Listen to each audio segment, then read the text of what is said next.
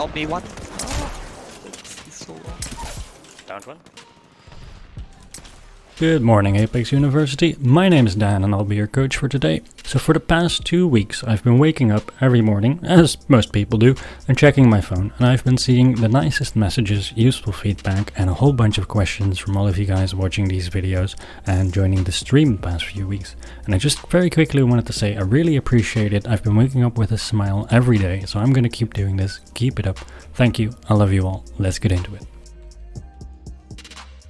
We're looking at the final fight of a match. All three of your teammates are up. You've got purple armor and you're attacking a team that has a very defendable position. They've got high ground, they've got a lot of cover, and they've got a building to work with, while the entire surrounding area is on lower ground and has very little cover. So this is a situation that is very difficult to push, and if the enemy team properly rotates who shoots and pressures out your team and who heals, it can be very, very difficult to dislodge them from this position, and it kind of becomes a resource battle where it ends up being about who has more batteries and fast heals to win this fight. And when one team pushes in and all your resources are depleted, you'll win the fight based on that. But there are a lot of things you can do and understand to make these fights more approachable. I'd like to start with pointing out communication. Now, watching through this VOD, I had a huge smile on my face because you're very communicative with your team in voice chat, but not only that, your comms are useful. You're calling out strategies, you're calling out when to push, and you're calling out who you're damaging. That's all very useful so far, but you can take that a step further. With the right strategy, if a team actually listens to your calls, you can dislodge an enemy team from this position fairly quickly. You just need to know what to do. So there's a couple options. The first thing you can do is instruct your team to push up together, moving from cover to cover, and slowly contest more area close to this building that they're defending. That's how you'll slowly be able to push them out, but the risk is that you get counter-pushed and you end up in a fight where you're in an inferior position. That's simply something that's going to happen when you're pushing a superior position like this. Now you're playing Pathfinder, so you're going to use a zipline to contest this building. A trick I actually kind of like to use is splitting up from my team at the start of a fight like this, putting up a zipline kind of in a flanking position and just not taking it, and I'll go and flank somewhere else, just because it gives them something to think about, to keep looking at it, and it gives us an opportunity to move in, as well as another angle to attack from. It makes it very difficult for them to defend if there's suddenly a bunch more ways to get up on their building. Your next option would be the one that I like more, but it depends on all of your players having the ability to win fights 1v1, which is a coordinated flank. If you're talking to your team about a pincer maneuver or about a flank in which you move around this building into different positions, it can be very difficult because both or all three of the enemies can initiate on one of you while you're isolated. However, if you're using the microphone like you are using now and you're communicating with your team to make sure that you're pushing in at exactly the same time, they should be close enough, even if they're behind the enemy team, to create a sandwich if you get pushed. If you do get pushed, all you need to do is tell the teammates that are behind them to push up while you stand your ground and defend yourself. Now, a sandwich position like that is always very powerful, not only because it makes it difficult to use cover, most covers only really covering you from about a quarter of the directions people can be in, but more importantly also for making it very difficult for there to be a safe way out where they don't get finished by your teammates. But for the sake of argument, let's say for a second that your teammates aren't very good and they're not in voice chat, even though I know in this game they are, and you have to do this by yourself. How do you approach a situation like this? Well, in this specific scenario, the two things that I think are very important is the fact that you have 2 arc stars and a frag grenade at the start of the fight, as well as having your zipline, Pathfinder's ultimate, off of cooldown and ready to go. In an area like this, where everything is surrounded by trees and small hills, it's fairly possible to put up a zipline that doesn't actually attach to the building, but rather goes over it.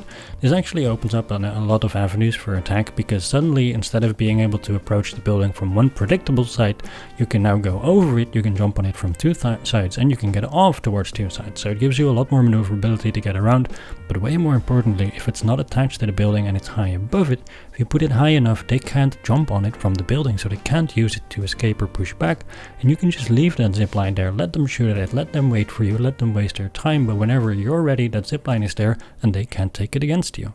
Now, when it comes to grenade usage in a situation like that, it's always kind of difficult, because throwing grenades or spamming them through all of the cracks and windows in a building certainly is very likely to give you a hit, but it's not actually effective grenade usage because you can't really do anything to follow up on it. There is a lot of value to be gained when you throw grenades into buildings like this, because you can blow out the doors, which really decreases the amount of effective cover they have. So if you have a lot of extra grenades, that's always a good place to start, just to see if you can find an angle of attack. However, since you're limited to 2 arc stars and a frag grenade, what I would be looking for is opportunities where they are either stuck behind cover or in a corner where you can put arc stars on both sides so that there's nowhere for them to go other than out in the open. However, since you've got 2 arc stars and 1 frag grenade, what I would be doing here is looking for an opportunity to break one of the opponent's armor. I don't care if he's in a position where he can drop down and heal, I just want to force him into a position where he has to heal if I've got a pretty decent idea of where he's going to do so. He's going to be slowed and probably expect me to push him, so by the time I show up he's probably at the end of his battery and it's no longer a good push, unless of course you've got a arc star primed and ready to sticky him when he's slowed from the healing. The battery might still go off, but you'll do 70 damage and the stun will make it easy to finish the kill. Next, let's talk about your loadout for a second. So you spot the Mirage in his ultimate here going for a flank, and you grab your longbow and you get a great knock on him with some nice shots. So far very good, but think about this for a second. You're running a longbow or a 301, and the point of that is that you have got some incredible range where you can either break a couple armors or get a knock, even if they're on a defendable high ground position, because that's exactly the thing that snipers counter, and then you can push up and you don't have to get within Peacekeeper or R99 range, so you can just grab your R301 and continue on the damage or the knock that you did. That's the power of your combo. But for the most of the fight, you're just kind of running up to R301 range and just trying to exclusively use that, so you're not getting any value out of your loadout. If you're going to do that, you may have as well have grabbed a close range weapon as your secondary, and you would have been better off for this fight because you could have pushed the building way easier. So try to play for the strength of your loadout, especially if you have the right loadout to deal with this situation. It's a bit of a waste if you don't actually end up using it. Next, I would like to talk about your push for a bit. So you get a great knock on the Mirage, and then you get 2 shots of 55 damage each, body shots with the longbow onto the next opponent. And I can completely understand that you want to quickly push this. The fight has taken a long time. You see an advantage, you have a kill, and so you want to go and finish up this fight. But think for a second about what you did earlier with your battery. Whenever you lost your armor, you just grabbed the battery and healed it back instantly in 5 seconds. So in most fights, I want you to be able to push on a broken shield within 4 seconds if you're using a long range weapon like the longbow or the R301, because if you show up after 4 seconds and he's still using his shield battery, maybe you'll get a shot or 2 on him, you'll break the last of his armor, but then it just fully regenerates, so it really doesn't matter. You need to be there within 4 to let's say 5 seconds to make an effective push. So we're going to look at the exact moment where you did your last bit of damage to him and lost line of sight to your opponent. We'll start a 4-second cooldown, and if that cooldown ends, you know the fight has reset, and any damage you haven't healed yet because you were traveling is now a huge disadvantage. Now let's put a couple of the ideas in this video together and see what could have happened had you followed them. So first of all, had you had your zipline up already over the building, there's nothing he could have done with it, but you could have used it to push whenever you want. It saves a quick 2 seconds off that you really want to be able to push and cancel the heal. And imagine you still had those arc stars I was talking about. I mean, you may have thrown 1 in the building for the value you were going to get, but you were saving the rest for a good moment when they have to go behind cover to heal. This is your moment. Your zipline is ready. By the time you show up, their battery should be almost done, but you should be able to sticky them just fine, and now you've taken high ground position from them because you forced them off with your sniper like you should.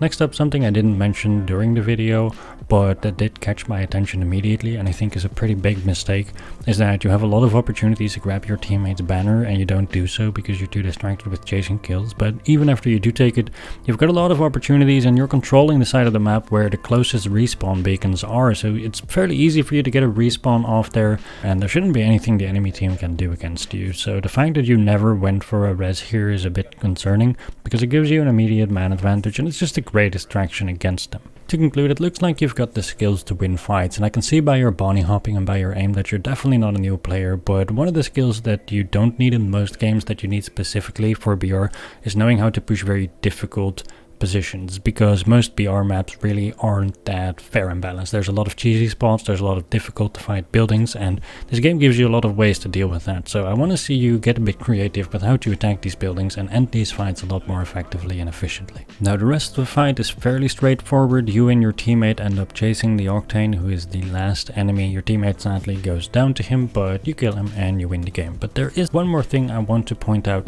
about this fight, which is that while you guys are chasing the Octane, you and your teammate split up, and I think that's a huge mistake. If you have line of sight on him, you're not looking out for him and you're not flanking, you really should be sticking together, because being 2v1 here is your biggest advantage, and by isolating yourself you're creating a 1v1 and then another 1v1 situation which he is far more likely to win and put you in second place.